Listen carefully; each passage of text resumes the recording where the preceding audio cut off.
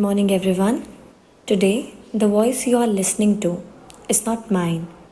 Every word you hear today will be interpreted from sign language because the person standing here does not speak through sound, she speaks through courage. I want you to know something very honestly. My story did not begin with applause, it began with silence.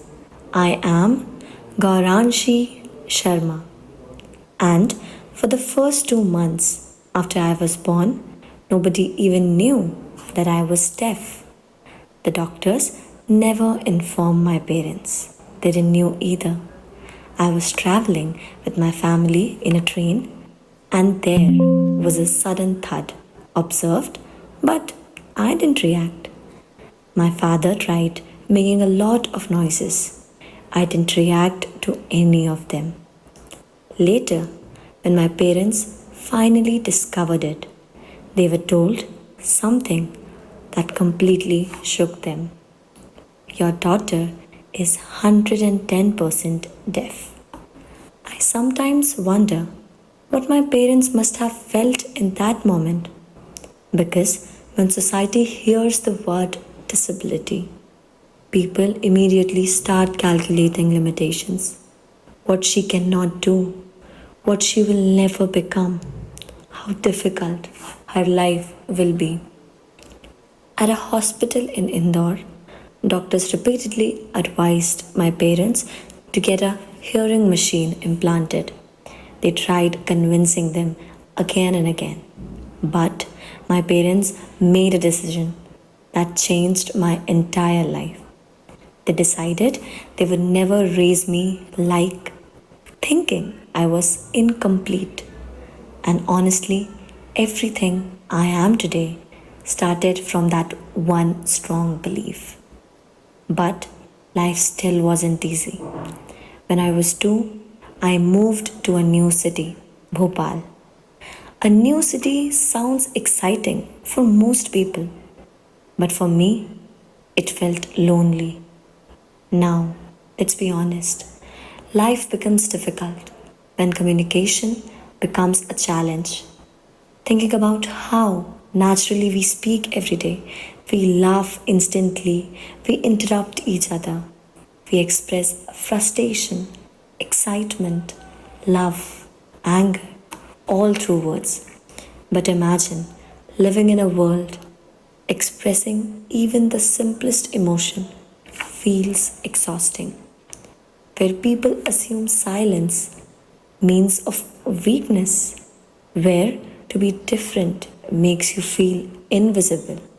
And somewhere during those years, there was loneliness too, because the silence around you is manageable, but the silence inside your heart that can break a person. There were moments of frustration, moments of isolation, moments where I probably wondered if I would ever truly belong to any place or not. But sometimes silence can feel extremely heavy, especially when the world around you does not understand the world within you. But my parents never gave up on me. Step by step, they kept trying to help me discover myself. They enrolled me in swimming classes first, but water didn't suit me. Honestly, I didn't enjoy them at all. And then one day, they took me to TD Nagar Stadium. There was a badminton shed there. At that time, I was around 7 years old. And a fun fact, I hated going out in the sun. But somehow, badminton eventually felt different. For the first time, I found something that connected me naturally. On the badminton court, I didn't need words, I didn't need explanations.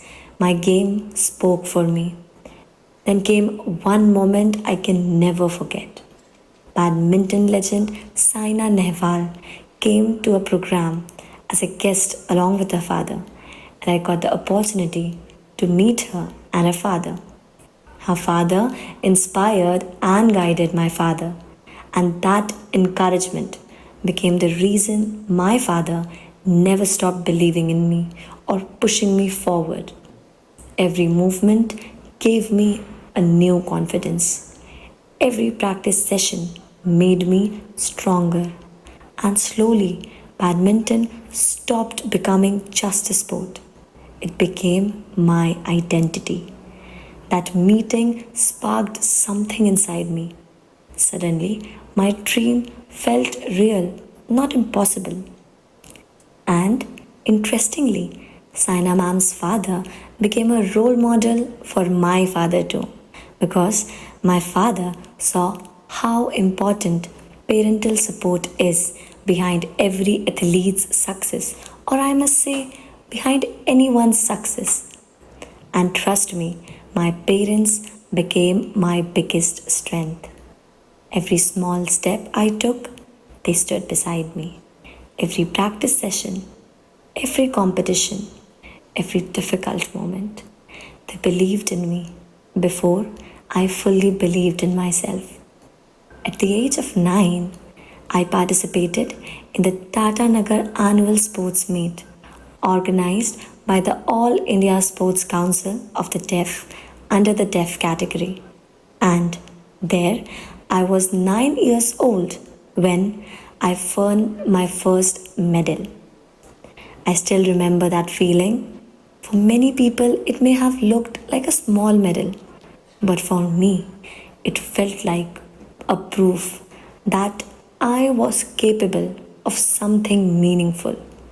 And then came my first ever gold medal. That was a landmark moment in my life, not because it was gold, but because it changed the way people looked at me. All my life, I had faced sympathy, people looking at me with pity, people feeling sorry for me before even knowing me. And honestly, that sympathy became one of the lowest points of my journey because sometimes people's pity hurts more than their criticism. I never wanted sympathy. I never wanted anyone to have concern for me. I wanted opportunity. I wanted respect. I wanted to prove that deafness does not define destiny. So I kept working again and again and again, even on days when it felt exhausting. Because behind every medal, there are years nobody sees.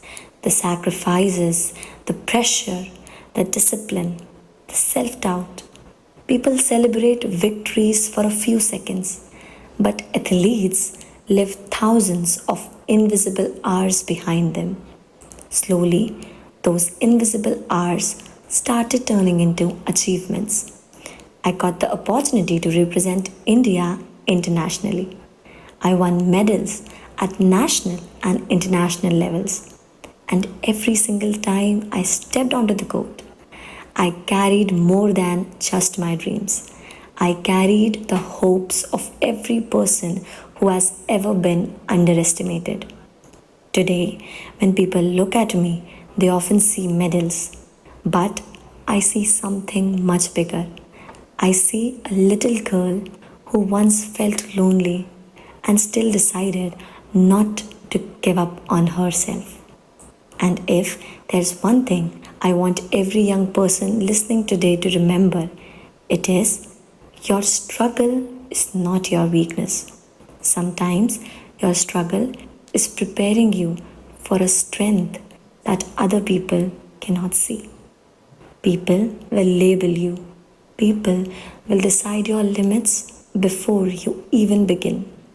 But never allow somebody else's opinion to become your identity because your beginning does not decide your ending. I was born into silence, but silence never stopped me from being and creating my own voice. And soon my documentary is going to be released.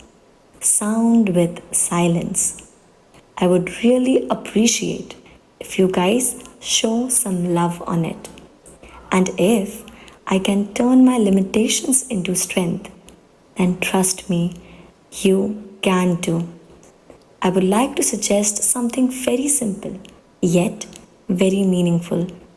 Just the way children are taught A, B, C, D from the beginning, sign language should also become a part of our curriculum. Because for us, it is not just a language, it is a bridge of acceptance. It would be a beautiful expression from your side that says, we see you, we accept you, and you are a part of us. So, dream fearlessly, work relentlessly,